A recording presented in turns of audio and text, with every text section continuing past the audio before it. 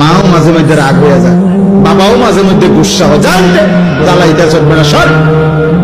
কিন্তু রব বলে না বান্দা আজও সেজদা দেও নাই, আচ্ছা খাও।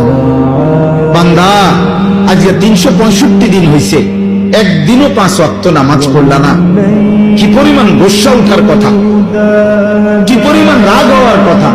আল্লাহ বলছে না না বান্দা, আচ্ছা ঠিক আছে, তবুও খাও, তবুও ঘুমাও, তবুও পান করো। কেন? আল্লাহ আমি যে রব, আমি যে ওরে লালন পালন করবো, দায়িত্ব দিছি,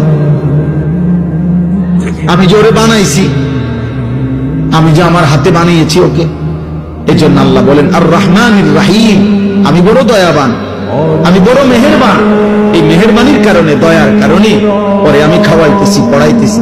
ও আমারে ডাকে না, কিন্তু আমি যে দয়াবান। ও আমারে একটা সেজদাও দেয় না, কিন্তু আমি যে মেহেরবান, আমি করবো কি? আমি কেমনে ওর শাস্তি দিই? আমি আল্লাহ কেমনে ওর খানা বন্ধ করে দেই?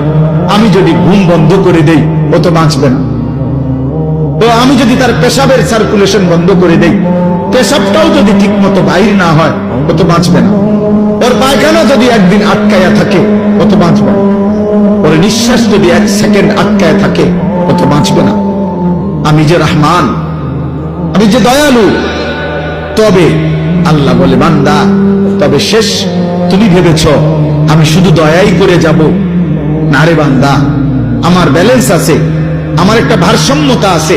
আমি আল্লাহ আজ দুনিয়ায় মৃত্যু পর্যন্ত ওয়াদা দিছি, তোমার আমি লালন পালন করব, খাওয়াবো, পড়াবো, ডাকলেও না ডাকলেও, সেজদা দিলেও না দিলেও আমার গোলামি করো আর নাফরমানি করো। তবে মালিক ইয়াউমিদ্দিন, মনে রাখবা আমি কিন্তু বিচার দিবসের মালিক, আমি বাদশাহ, আমি রাজা ধীরাজ, আমি জব্বার, আমি কাহ্হার।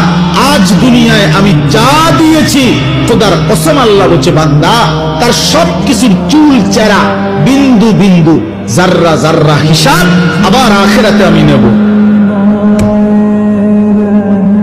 আমার একটা একটা নিঃশ্বাস, এক এক ঢোক পানি, এক একটা চোখের পলক, একটা একটা লোকমা আমি হিসাব।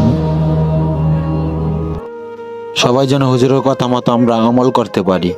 আমিন।